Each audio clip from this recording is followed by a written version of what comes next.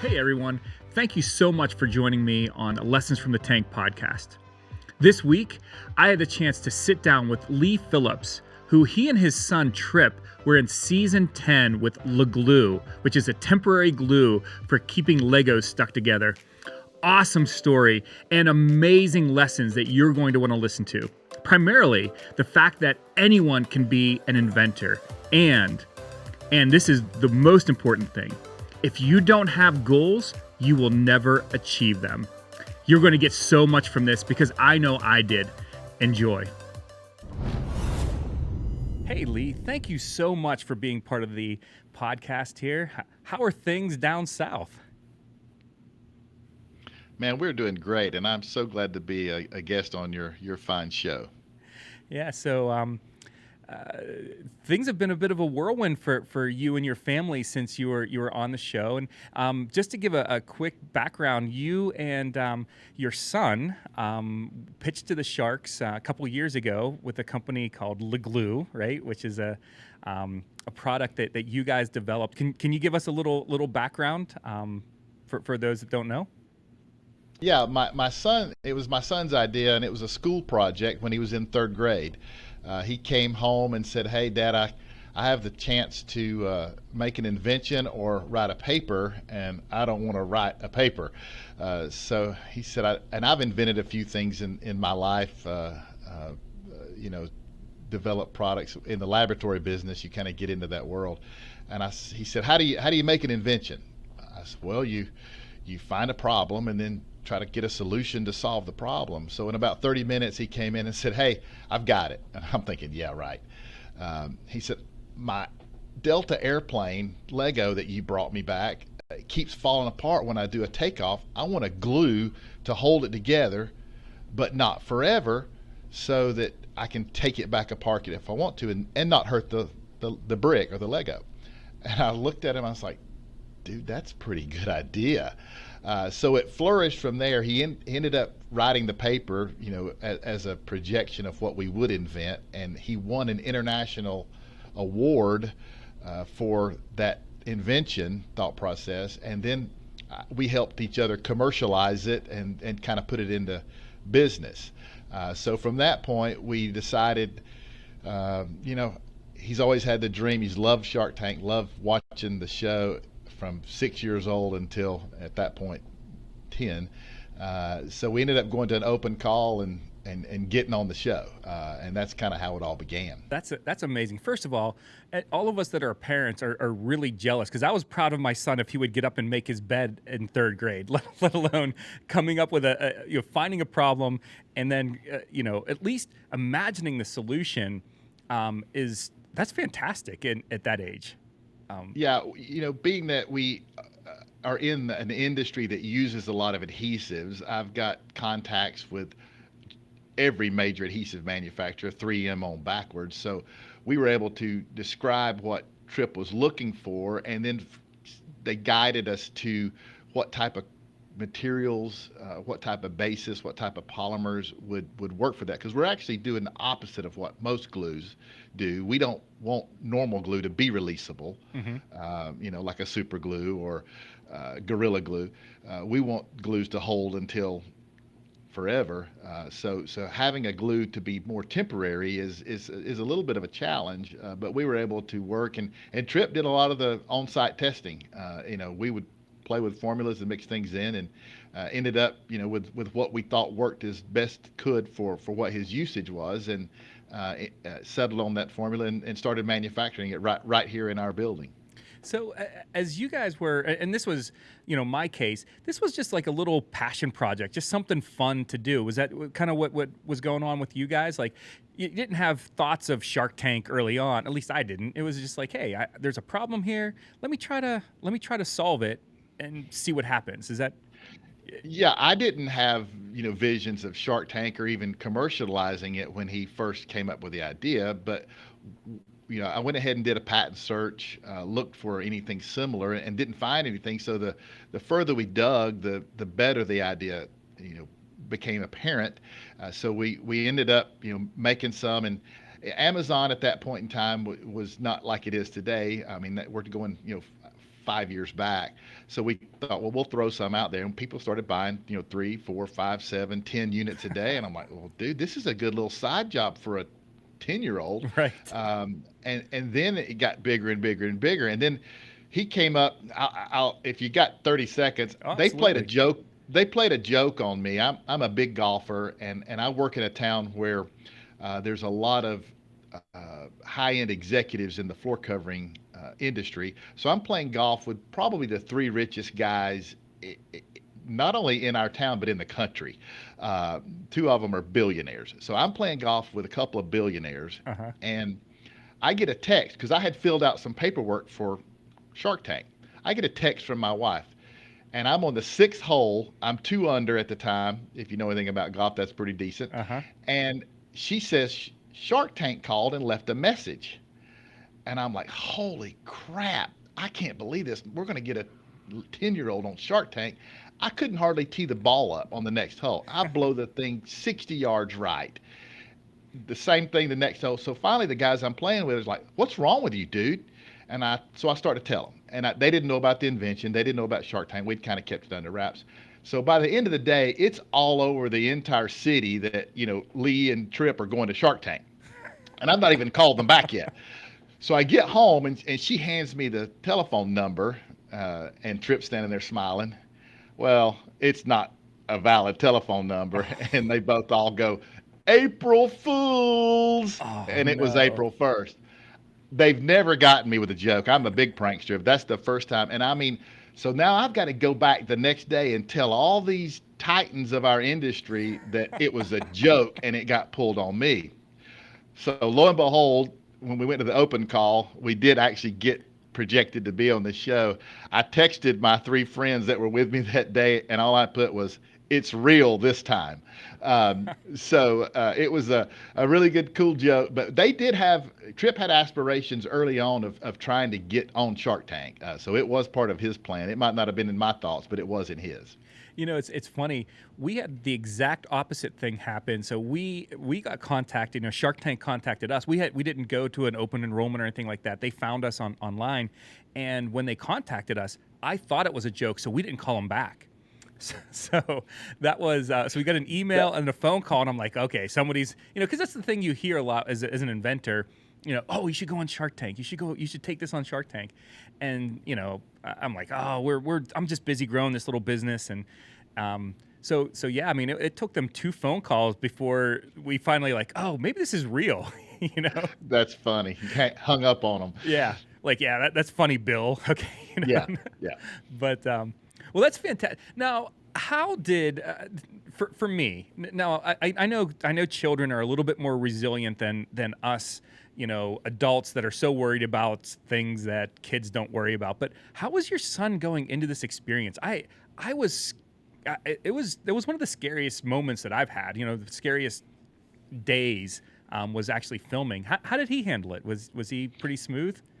Cool. The whole process, he was so much better than I ever would have expected or known. In fact, when we stepped up in front of the group of producers right before the show, and you know what I'm talking about, that you kind of go through the dry run with them, where they're all sitting around with, it's not really the sharks, but they're sitting around in the circle like they are. When he was done, they were like, man, this dude's little Billy Mays. He needs to be on infomercials. And I was like, yeah, man, I don't know where he got this from. Now, we did practice with videos and things, through the process, because you have to send those up front. But he was so much better than I thought he would be. He really took it well, really up until the point where the doors were about to open. Was the only snafu. Yeah, I noticed he was joking around with Mr. Wonderful, like teasing him about he had hair and stuff like that. So he handled it really well. The one of the dirty little secrets is what you see on the actual show is not what took place, because you're standing up there for an hour and a half in front of them. And he had so many one-liners that was, I mean, literally, Mark Cuban fell out of his chair at one point. He was laughing so hard, and they didn't show any of that. And I don't know, how that gets on the cutting room floor. But when I walked out of my wife actually snuck into the production room, and she said they were chanting Tripp's name because he had done such a great job, all the producers in the main room, because and they told him, they recognized he had a little bit of a smart mouth, A little and sass they to said, him. "Hey, you can use that sass if you want to. Don't offend anybody, but put it to them." And he said, "Especially put it to Kevin if you want to." And Tripp was like, "Yeah, I'll do that." But yeah, a lot of that came out on the cutting room floor. That I was a little bit disappointed that some of those witty comebacks didn't get shown. Yeah, there's a lot of stuff where that I remember. I'm like, I had a great answer to that, and they didn't put it on. But Yeah, it's a TV show. They do what that's they right. think is right. So what happened? What happened before the doors opened down the hallway? Well, You'd made mention of that. yeah, we sat, and the rules are different for children than they are for adults, as far as how long you can be on set, how long you can be on lot. So we got moved around and bumped and shuttled. So it was kind of a process that was longer than probably what you went through. Again, because California has specific rules about the use of children in television. Interesting. So it was um, a tough 4 or 5 hours that we were sitting with nothing to do, basically looking at the walls. And the process began to eat on Tripp a little bit. And I could tell. So I took him outside in the lot and I taught him how to pitch pennies to try to pass the time. So now he takes my money from me. But anyway, all that was strugglesome. And then boom, they call us and we run up to the microphone setup and all of the uh, upfront stuff they have to do before you show up on TV. And then we're standing at the doors in like 4 minutes after waiting 6 hours. And it startled him. Allie was there on one side, I'm on the other. And he looked up at me and he said, "Dad, I don't think I can do this." And through the whole process, he's been nothing but sterling.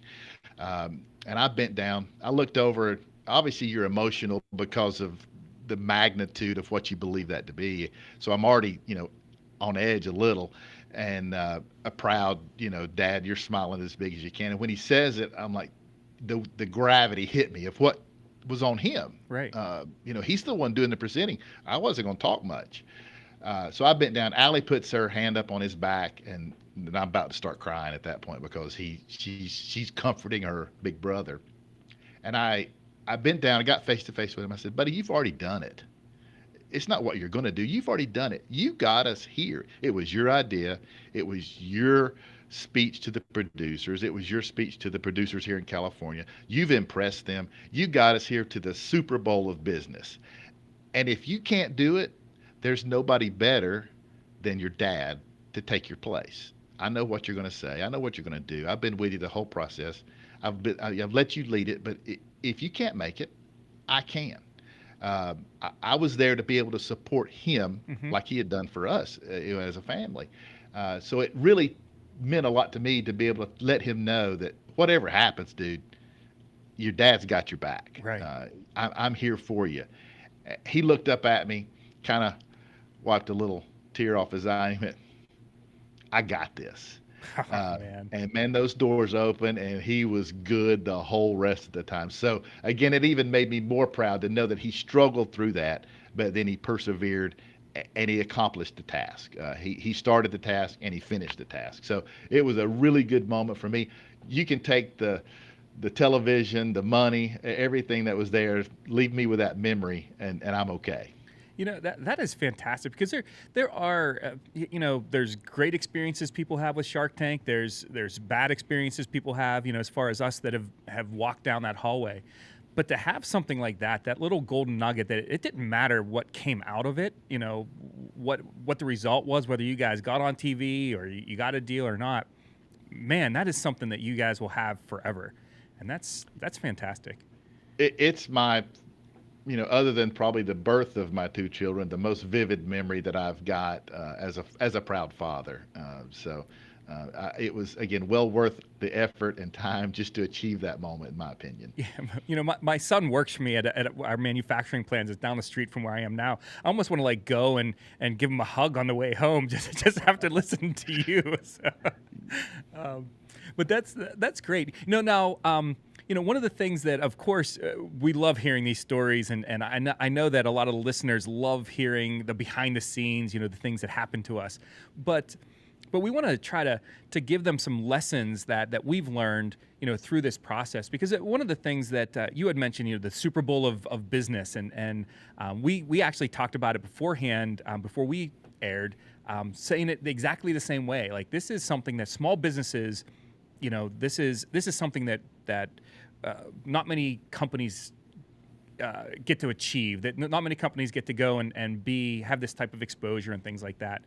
But it doesn't mean we have it all figured out. And in a lot of cases, it actually brings a lot of our faults, to the forefront, because we get catapulted years ahead of maybe when we were ready. And so we want to try to give them some lessons that we've learned. And I'm sure you have lots and lots that you and your family have learned through the last couple of years. Anything come to mind?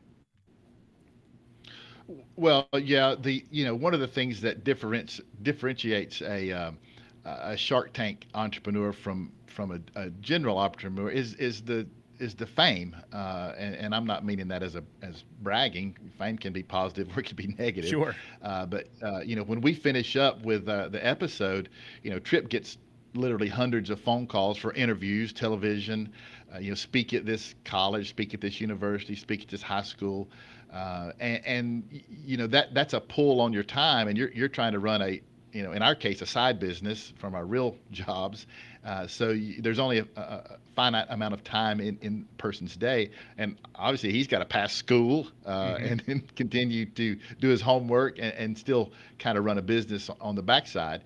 So there's a lot more time pull for a guy that's been on TV and been in front of a lot of folks, because you have that notoriety in front of you. So I think that's probably something that would be, separate the two types of entrepreneurs that's been on. And you appreciate that exposure. I'm not saying that in a negative effect, because certainly everybody that we can talk to, every interview that we can do, puts potential customers in front of us. So we're happy to do that. We were able to do, Mr. O'Leary did help us to do a kind of a television show with Facebook on how to improve your business by using Facebook. So we learned things during that process. Tan France was the star of the show. I don't know if you've seen any of that. Some of the other Shark Tank folks were involved, maybe 3 other businesses to make the series. But we learned about, you had 4 Facebook experts, from Facebook fly in from San Francisco that taught us how to use Facebook to improve your ratio of sales and advertisement and stuff like that. So, we do get exposed to a lot more stuff than just a general guy, making a widget, right, starting out his business. So again, it's a good thing, but it's very difficult. And as I mentioned, Tripp's done so many speeches. He's almost at the point, he's like, nobody else wants to hear this story. But I say they do. Oh, absolutely. But one of the things that you and I had talked about before we jumped on together was that we don't have an easier road in front of us than the regular entrepreneurs do, and in a lot of cases, we probably would have gotten where we are now. It might have just taken a little bit more time or anything like that, but for the most part, the Sharks are an advantage. Having them in our corner is an advantage, but it's not as huge as a lot of people might think. It's great having Kevin O'Leary or Barbara or Mark or any of those, like you said, in our corner, or Lori in my case. But we would have got there anyway. You guys were already growing your business and things like that. So an entrepreneur doesn't need that type of exposure or that type of expertise in their side. It's certainly not a necessity, especially if you've got a good product and the product is selling itself because of what it is or what it does. You are correct. It's almost like they're in the background and you can always lean on them if you have to. The portrayal is a lot of times that you would assume they're in the foreground, running the show for you, pushing you in a direction, and that may be the case on some products. But you have to sit back and think, okay, we're on 12 seasons, and each shark is making an investment, 15 times a year. Half of those probably go through. So now you're looking at, okay, there might be 30 companies in that fold, which is very difficult for one person as a shark to be in the forefront of 30 companies. So you can understand that once you sit back and think, oh yeah, I understand why they're this way. It's not that they don't want to help you. It's just, again, there's a finite amount of time, and anytime we've ever needed anything from our shark, we've been able to get to that, and I would tell you that certainly they help you, but to need them is not necessarily the case.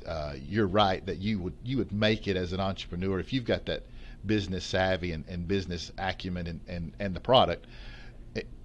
It would probably just be a longer term event, and as Mr. O'Leary says, he wants to pour fuel on the fire, and I would say that's what Shark Tank does, probably more so from the exposure than even from the shark itself. But it's always cool. It's easy to get in a conversation. It's easy to get in doors that you might be trying to break down when you say, well, I can call Mr. O'Leary, or I can call Lori Grenier and have them meet with you. It greases the path better, but they are certainly not a necessity in our case especially. I can't speak to everyone. There's people that actually have to have money to keep their business running, and I know the sharks have provided that as a case. Our case, we didn't need the money. It was such a small venture anyway. $100,000 is not that big a deal. We could have got it from a lot of sources, but we did want that notoriety, and we did want that partnership. We did want some of the protection that comes from their bandwidth. But you're exactly right. It's not needed. It's just kind of icing on the cake. Yeah, and you had mentioned that the invention that you and Trip developed was in your quote unquote real job. You actually do some product development as well, right? You have some of that as part of your responsibilities, and I think again, if you have a few more minutes, love to talk about maybe some tips for somebody that says, hey, I have the problem, I have the solution in my mind. How do they kind of bridge the gap between again, finding the problem, coming up with a solution, maybe realizing that solution and getting it out on the market? I know that's a lot for the next 10 minutes here, but do you have some feedback or some advice as far as that goes? Yeah. My background is we run a fully functioning, product development testing laboratory here in our town. So I have a lot of, number one, continuity with a lot of folks. And then we've worked with people on the platform that you and I got acquainted with, helping Shark Tank entrepreneurs that have been on the show. A lot of times I get that same exact question. Hey, I've got another idea. How do I move this thing forward? We invented X, but now we're on Y, and we want to see if we can commercialize this or test it. Actually, the guys, again, I just remembered this story. When we were in the open call, we met the guys from Kanga Cooler, which were young entrepreneurs from Clemson, and they fell in love with Trip. Trip fell in love with them, and ended up spending a lot of time with them, sitting there waiting for our response back from if we made the cut. And they called me once they had gotten on the show and gotten their product developed, said, hey, can you test this? We put that Kanga Cooler through thousands of hours of testing to prove its efficacy and move that forward. Now I didn't help them with manufacturing. I helped them with proving that their manufacturing was working and the product was performing as expected. But we also, through the Eureka platform with David Jakubowski, who's an ex Facebook executive, started that platform to help entrepreneurs. So again, I would recommend anybody listening that's got an idea, that Eureka platform is a great place to start to get information from pitching a product to an investor to developing it and selling it and getting into retail. So it's got a really good group of specialists, and I'm a specialist on that platform for the manufacturing side. We're working on a product right now, helping an entrepreneur develop a product. It's actually a purse a new type of purse that we're working on to, you know, look at its viability, look at its manufacturing, help them build some prototypes, and work through that whole process to move them forward. A lot of times an entrepreneur gets to a wall and gets stuck, and they can't take that idea further because they don't know who to call. So even if we can't do it, we probably know somebody that can assist them. So that's a big part of what we do now. And I don't necessarily do it for, you know, monetization of that process. I do it because I love helping other entrepreneurs and I love getting these ideas out. You know, Trip's mantra when we speak is anybody can be successful. You just have to dream about it, invent it, and create it. That's actually when we throw up the slideshow. That's part of what those three words are on the front page of what we show. So yeah, we love doing that. Trip loves doing that. Trip's actually come up with some ideas to help some of these entrepreneurs. So it's pretty cool that a now 15-year-old is able to help some of these older folks to make their inventions better. Yeah, that's fantastic. And so reaching out for help, again, that was a big part of our success as well. You know, I had no expertise in manufacturing our product, but I was not afraid to knock on doors and try to figure it out. What as far as protection and things like that, if you're dealing with a lot of companies that are developing new things, you had mentioned that you know early on you did some patent research. Is that a key part of product development? Do you think people should go through that exercise? You know, as they're getting into, hey, I have this product, I have this prototype. Now what? I do think it is very important. Number one, you want to make sure you're not infringing on someone else's invention. It's very difficult to come up with an idea that somebody else out of the 300 million people in the United States hasn't thought of as well. So the first step, I wasn't looking at it from the point of trying to be able to patent Trip's invention. I was trying to look at it to make sure I wasn't, you know, screwing up somebody like 3M and I'm going to get sued. So yes, you want to look at that from the respect of the inventions that are out there and make sure that you're not infringing on someone's patent. Number two, if you find that it's not there, then that gives you an opportunity to, you know, build that patent yourself, which then protects you from someone else, you know, later on copying your idea. So I do believe it's an important aspect of what's going on. I've actually had two inventions stolen from me. When I was 18, I invented a blanket that's used outside of the bed that you can wear. I won't mention any names, but you can figure out who got that. And that I should and actually I tried to patent it and I was struggling because I didn't have enough money to keep the lawyer engaged because we were arguing back and forth with the patent office, which, as you know, gets very expensive. So I ended up not getting it patented, and next year that particular blanket was out on TV. Yes, I do think it's important to protect your invention and also to make sure that you're not infringing. Yeah, it was Tiffany was a guest a few episodes ago, and she had mentioned, you know, even just some less expensive, you know, patent, like getting a provisional, something like that, Yes. that just isn't a full patent, but it's just enough to say, hey, look, this is my idea. It's now recorded with the patent office. Now I have a year to kind of figure it out, and engaging a lawyer to do something like that can be pretty inexpensive. Yeah, and you can actually do it yourself. You know, with today's ease of navigating the internet and Google and learning how to do stuff, you can spend $300 or $400 and get a provisional patent applied for. So I highly recommend doing that. Plus, you have a year to navigate through that, as you said, not only in the invention part of it, to make sure that, you know, if you tell 100 people and they all say this idea stinks, you might not want to carry that, you know, $20,000 further. If you engage 100 people and the 100% say, man, this is awesome, then you're kind of knowing I could sell this.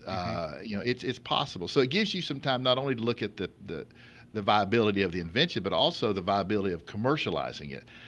You know, I always tell people the first thing I say is, if we do this, how are you going to make money? Because at the end of the day, that's what that entrepreneur is trying to achieve. Somebody that's an inventor, if you can't make money with it, then it's worthless. You know, we don't live on this earth as producers to give away stuff and not make money on it. So if they can't tell me that, then we're going to backtrack a little bit and say, okay, if there's no money to be made, if it's impossible to make money with this, let's not spend money.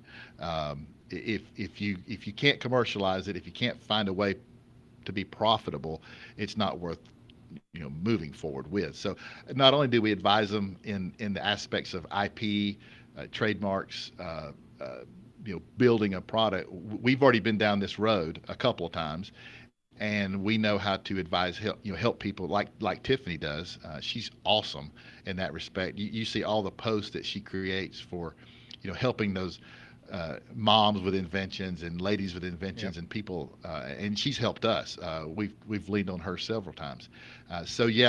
We like to guide people in the right way. And sometimes the answer is you shouldn't do this. I've had that 3 or 4 times, and I feel like I'm doing somebody a favor because I'm an uninterested party. I'm not their mom or their dad. I'm somebody that can give them advice, and I really don't care if they listen or not. Once they have that advice, it's on them. So we tend to tell them the truth, and I think being in the laboratory business, we're pretty much frank and based that on a scientific decision and not an emotional one. A lot of entrepreneurs, get in trouble. And you see it on Shark Tank. I'm not taking a cut because I invented this. You might sometimes do a whole lot better to lose some percentage to move that thing forward if you're stuck. So again, we do enjoy helping folks to do that, and we can kind of give them a full range of advice. One of the saddest things that has happened since Shark Tank is I had a young couple who reached out and said, "Hey, we have this invention, and we hired this invention company. Which there's a bunch of them out there that are just." Again, if you're listening, do your research. If you're looking at one of these invention companies or something like that, please do your research, because not all of them, and from my experience, most of them are not. They're there for you to get your money, not to necessarily help you get your invention out. But they had spent thousands and thousands and thousands of dollars, and they said, we don't know what to do next. And they described the invention and showed me, and I said, I don't see it. I'm sorry. I don't see the need that you're filling. I don't see the problem that you're solving. And that, man, you could just see that they just got deflated. But I'm like, I'm trying to do you a favor. I promise you that I am not trying to do anything other than to help you out. And I hope that it was a gift to them, that they can look at it from the outside rather than being in the middle of it. But there's just a lot of people that want to take advantage of people that want to be entrepreneurs or people that want to be inventors, and it's unfortunate. Yes, we had made an agreement with a graphics group, and they're the principal of that group. I helped them with an invention, so we bootstrapped, me helping them and he helping us with video and photos and some stuff. So they were from New York City, and we went to the toy fair, which is the largest toy exposition in the world, a couple of years ago. And this guy starts telling us all about the issues that he's faced with these invention companies. And while we're talking about that, one of the principals of one of those companies walks through the toy fair in the invention category there where we were at, kind of the newbies. And my friend sees him, he runs him down, confronts him, and they about have to call the police because of his disdain for what these companies are doing. So again, I'm not naming names or disparaging people, but you are correct. Most of those companies are not there really to help you. They're there to get money from you and probably actually lead you in the wrong direction.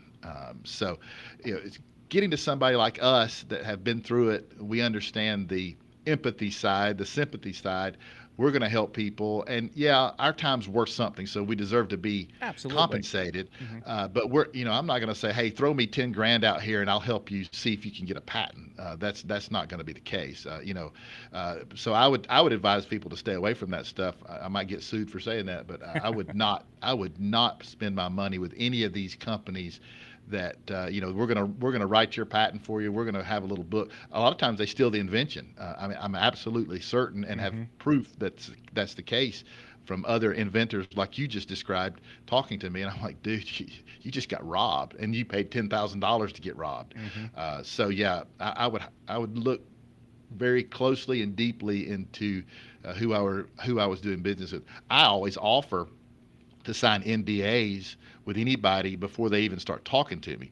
Not from the fact that I'm going to tell anything. I just want them to feel comfortable that I'm not going to release their information to anybody during that process, which is, to an entrepreneur, that's your money.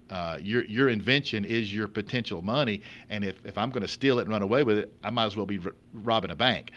So we sign those documents up front so that it protects that person and gives them a better feeling that I'm not going to run away with their stuff. Yeah, and that's so again, integrity in the startup and invention industry is just again it seems like it's pretty low. So I'm glad that there are organizations like the one that you're a part of that are there to legitimately help people and also willing to have that tough conversation where you go, this isn't for us, or this might not be for you either, Mr. Inventor, wannabe inventor. Which again is a hard conversation, but sometimes, man, that's the best gift you can give somebody.